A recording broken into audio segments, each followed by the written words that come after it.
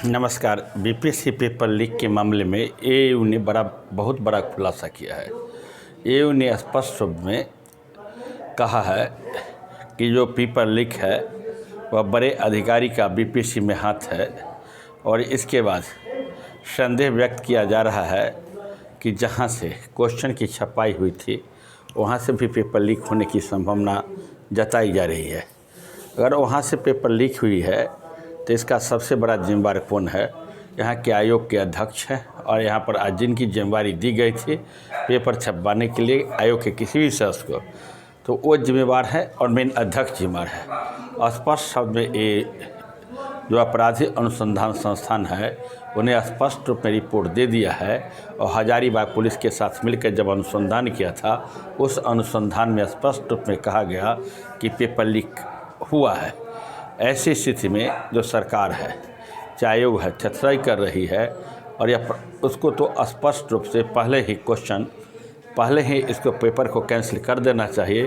तो प्राथमिक आधार पर जिन्होंने कहा था कि पेपर लीक हुआ है, लेकिन उन्हें ठोस सबूत मांगता है। ठोस सबूत मांगने का आयोग का कोई भी अधिकार नहीं। सबूत कौन मांगता है? न्यायालय मांगता है। न्यायालय में ठोस सबूत दिया जा सकता है। और ठोस सबूत क्या है? पहले 1 बजे रात में क्वेश्चन को आउट हुआ, लड़के काफ़ी पकड़ाए गए, लड़के काफ़ी पकड़े गए, लड़के ने कबूल किया कि हम लोग को आंसर हटवाया गया था। और जब इससे बड़ा साक्ष्य कहाँ से होता है? प्रत्येक 1 से लेकर 120 तक जितना भी आंसर था सब आंसर 1 to 5 फर्स्ट सिटिंग और सेकेंड सिटिंग दोनों के उपलब्ध थे। और यह तो हजारीबाग एक नमूना है। इसकी जगह आपको उत्तर प्रदेश में भी और इसके उत्तर प्रदेश के साथ साथ झारखंड तो हुआ ही, वेस्ट बंगाल से भी नेपाल के बॉर्डर से लड़कों को प्रवेश कराया गया जैसा कि पता चलता है। लेकिन अभी तक सरकार मानती ही नहीं है, थेथराई करती है। यह जान लीजिए।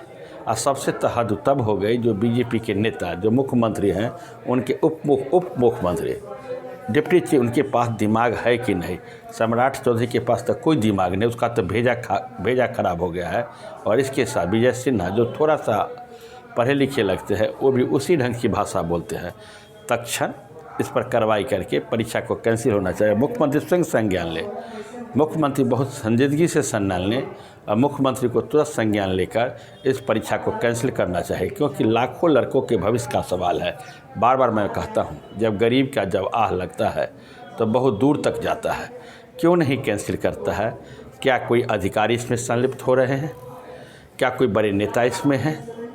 क्या 300 लड़के जो पकड़ाए गए, क्या 300 लड़के कुछ जिला के अधिकांश हैं? पहली तहकीकात होना चाहिए, या नालंदा के है या छपरा के है या कौन जिला के है, वैशाली के है या समस्तीपुर के, या कौन जिला के है। लड़के को जिला पूछिए, उसके बाद कहाँ से पता चला। लड़के अगर किसी दलाल इसको बात किया है तो कौन बात किया उसको पकड़िए और तक मैंने क्वेश्चन का जो मास्टर माइंड है वो मास्टर माइंड पकड़ना चाहिए, ताकि भविष्य में जो परीक्षा हो और उसे कड़ी से कड़ी सज़ा मिले।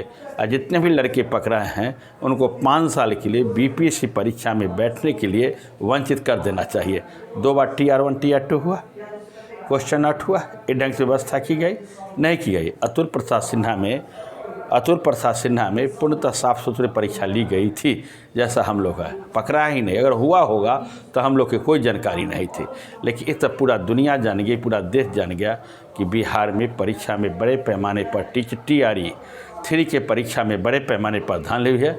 इस धांधली में सरकार इस पर सुनती नहीं है। सरकार को तुरंत संज्ञान लेकर इसको परीक्षा को रद्द करना चाहिए। अब बीपीएससी के नए चेयरमैन हैं, लगता किस दिमाग के हैं हम लोग को समझ में नहीं आता।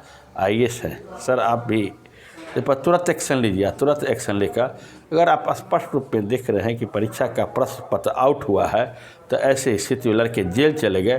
अगर ठीक है आप ही कहते हैं आउट नहीं हुआ, हमको ठोस सबूत चाहिए, तो जब तक लड़के को घर भेज देते, जेल क्यों भेजे? डिटेन क्या कर रखते? और डिटेन का रखने के बाद उसको जेल क्यों भेजे? नहीं भेजना चाहिए, उसको तुरंत भेज दीजिए। अगर नहीं आउट हुआ है तो आउट हुआ है तो परीक्षा को तत्काल कैंसिल कीजिए। यही हमारा मांग है, हर विद्यार्थी को मांग है और छात्र नेता दिलीप कुमार भी यही मांग कर रहे हैं। फिर मिलते हैं अगले वीडियो में। जय हिंद, जय भारत।